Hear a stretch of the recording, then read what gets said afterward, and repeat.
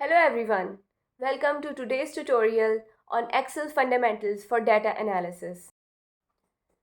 चाहे आप बिगनर हो या फिर अपनी आप स्किल्स रिफ्रेश करना चाहते हो, ये ट्यूटोरियल जो है वो बेसिक को कवर करेगा ऑफ माइक्रोसॉफ्ट एक्सेल कि किस तरह से हम एक्सेल को यूज़ करेंगे अपनी डाटा एनालिसिस में। सो आइए देखते हैं कि क्या क्या चीज़ें हम इस ट्यूटोरियल में कवर करते हैं। सबसे पहले देखते हैं कंबाइनिंग टेक्स्ट डाटा, जिसमें जो है हमारे पास ये एक्सेल शीट है। ये मेरे पास एक सैम्पल डाटा है और मेरे पास कुछ कॉलम्स हैं जो कि एम्प्टी हैं। उसमें मैंने कुछ डाटा पुट करना है। तो जैसे पेमेंट नंबर है तो मेरे पास पेमेंट नंबर यहाँ पे जो मौजूद है उसमें 1 लिखा हुआ है। यहाँ पे मेरे पास डॉक्यूमेंट नंबर भी है। इन दोनों को मैंने आपस में कॉन्कैटिनेट करना है तो मेरे पास पेमेंट नंबर मुझे मिल जाएगा। यहाँ पे मैंने इक्वल्स टू साइन लिखा है और उसके बाद मैं कॉन्कैटिनेट सेलेक्ट करूँगी।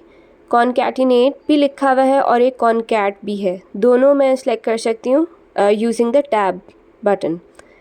उसके बाद जो है जब मैं इन दोनों को सिलेक्ट करूँगी तो मेरे पास जो पूरा आगे फार्मूला है वो एक्सेल ख़ुद मुझे गाइड करता है और पूरा मेंशन किया हुआ है कि क्या क्या चीज़ें मुझे इसमें चाहिए। तो मुझे टेक्स्ट इसमें लिखना है टेक्स्ट 1 एंड टेक्स्ट 2। टेक्स्ट 2 मैं इसमें कैरेक्टर दे रही हूँ तो मैंने inverted commas, double inverted commas में मैंने अंडरस्कोर मेंशन कर दिया है और फिर मैंने अपना टेक्स्ट 2 मेंशन किया है।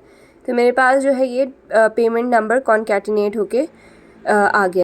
यहाँ पे मैंने हर सेल में उसको कॉपी नहीं किया फार्मूले को, मैंने एक ही सेल को सिलेक्ट करके उसको जो है वो डबल क्लिक किया है। तो मेरे पूरे जितने भी पूरा कॉलम है उसमें सारा ये फार्मूला पेस्ट हो गया और उसके बाद उसका आंसर नज़र आ गया मुझे। अब मैंने बैंक डिटेल्स लिखनी है तो बैंक डिटेल भी मेरे पास जो 3 कॉलम है उनको कॉन्कैटिनेट करके उसका एक आंसर सा आएगा। तो यहाँ पे मैं एम्परसेंड यूज़ करूँगी। एम्परसेंड हमारा एंड गेट के तौर पे यूज़ होता है और इस तरह जो है मैं अपने फार्मूले को लिखूँगी। इक्वल्स टू करके मैंने पहला कॉलम लिखा है, उसके बाद जो है मैं बीच में डैश का साइन दूँगी, उसके बाद अकाउंट नंबर और तीसरा मेरे पास चेक इन्फॉर्मेशन। तो यहाँ पे मैंने बीच में एम्परसेंड यूज़ किया और ये देखें इस तरह पूरा मेरे पास बैंक डिटेल्स नज़र आ रही हैं। इसको भी मैंने डबल क्लिक किया कॉलम को तो मेरे पास पूरा नीचे तक बिल्कुल जो मेरा बिल्कुल डाटा है तकरीबन पूरा कॉलम जो है वो मेरा फिल हो जाता है। अपने ख़ुद ही कैलकुलेट करके एक्सेल उसको आंसर दे देता है।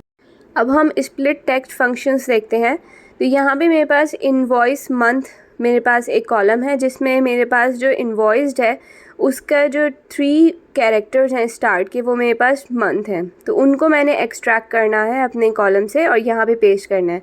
तो मैंने लेफ़्ट का फंक्शन यूज़ किया है। लेफ़्ट के फंक्शन के बाद इसमें जो है इसने मेंशन करना होता है कि कौन सा टेक्स्ट है और कितने नंबर्स जो है इसने एक्सट्रैक्ट करना है उस टेक्स्ट से। इसको मैं डबल क्लिक करूँगी तो ये मेरे पास तमाम जितने भी मंथ हैं उस कॉलम के वो यहाँ पे एक्सट्रैक्ट होके यहाँ पे इनवॉइस मंथ के कॉलम में नज़र आ रहा है मुझे।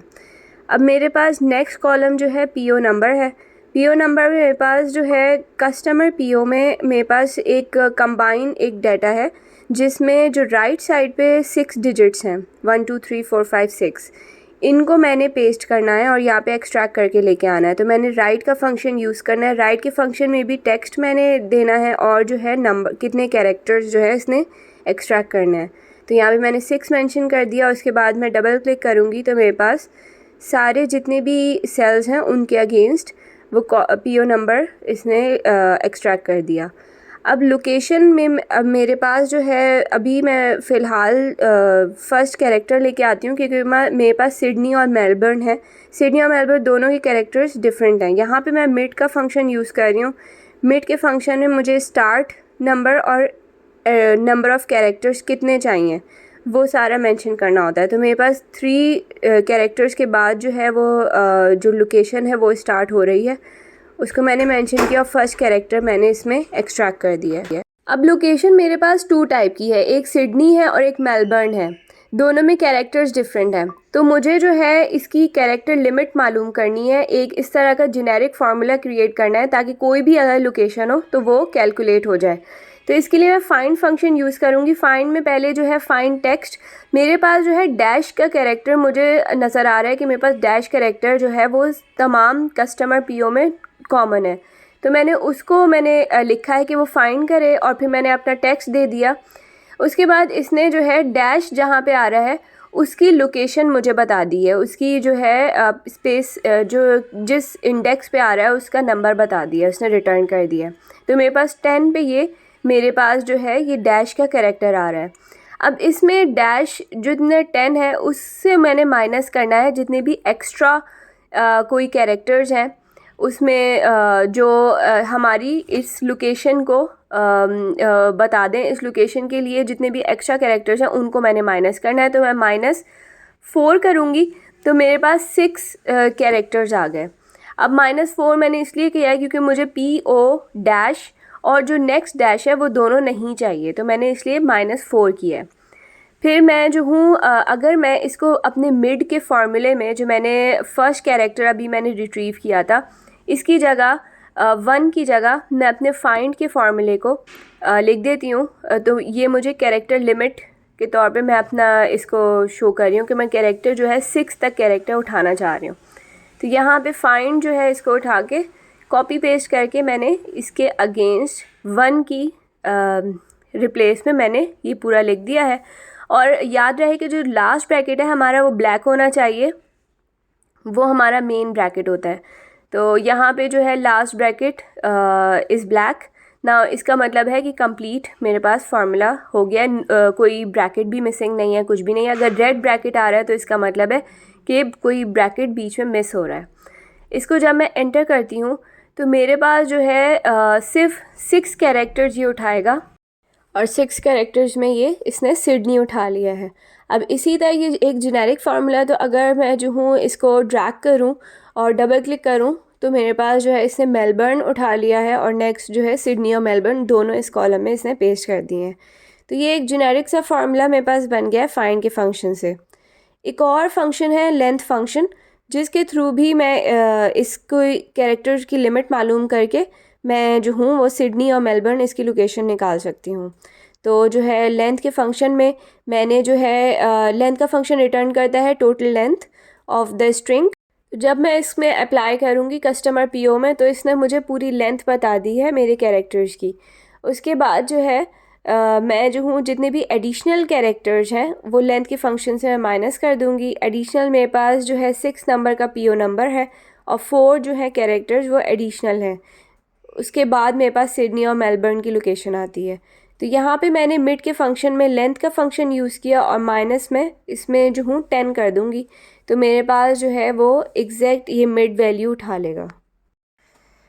अब देखते हैं कि हम अपने डाटा को किस तरह से क्लीन कर सकते हैं। तो जो है मेरे पास जो है डिफरेंट फंक्शंस हैं, जैसे क्लीन या ट्रिम फंक्शन है जिसके थ्रू मैं अपना डाटा को क्लीन कर लेती हूँ। तो मेरे पास जो है ये कॉलम है इनवाइस और इसमें एक स्पेशल कैरेक्टर है जो कि एक्सेल ने उसको रिट्रीव ही नहीं किया, उसकी जगह एक क्वेश्चन मार्क और एक बॉक्स सा बना दिया। इसको मुझे रिमूव करना है। मैं यहाँ पे क्लीन का फंक्शन यूज़ करूँगी, क्लीन लिखूँगी और टैब बटन प्रेस करूँगी और साथ ही इसका जो इनपुट है वो टेक्स्ट है, तो मैंने टेक्स्ट सेलेक्ट कर लिया है। अब जब मैंने एंटर किया तो मेरे पास जो है जो स्पेशल कैरेक्टर है वो उसने रिमूव कर दिया ऑटोमेटिकली। अब यहाँ पे मुझे इस जो सेल है इसमें मुझे नज़र आ रहा है कि कुछ स्पेसेस हैं जो कि स्टार्ट में आ रहे हैं। ये स्पेस हमेशा मुझे प्रॉब्लम करता है एनालिसिस में और एक्सेल में हमेशा करते हैं। तो इस स्पेस को जो स्टार्ट में आ रहा है ट्रेल में आता है उसको रिमूव करने के लिए मेरे पास ट्रिम का फंक्शन है। ट्रिम फंक्शन अगर कोई सेंटर में स्पेस आ रहा होता है और डबल स्पेस को वो सिंगल स्पेस में कन्वर्ट कर देता है, लेकिन सिंगल स्पेस को ख़त्म नहीं करता। ये मेरे पास जो है डाटा ट्रिम भी हो गया, क्लीन भी हो गया।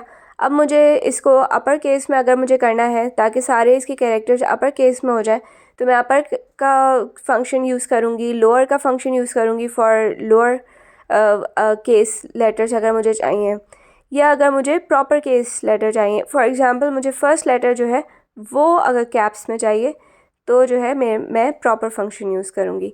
तो this is it, this is my cleaning method कि किस तरह से मैं अपने डाटा को क्लीन कर सकती हूँ। अब देखते हैं how to use a substitute function for analysis. तो ये मेरे पास एक कॉलम है पेड अमाउंट के नाम से। इसमें मेरे पास कुछ स्पेस आ रहा है और स्टार्ट में एक एस लेटर है जो कि मुझे नहीं चाहिए।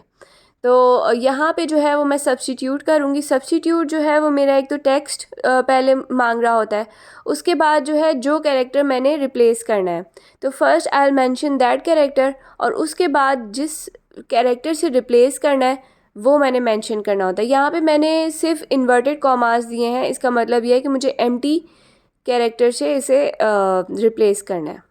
यहाँ पे जब मैंने उसको डबल क्लिक किया और ड्रैग किया तो मेरे पास पेड अमाउंट सारी आ गई है और उसने एस कैरेक्टर को रिप्लेस कर दिया है विद एन एम्प्टी स्पेस।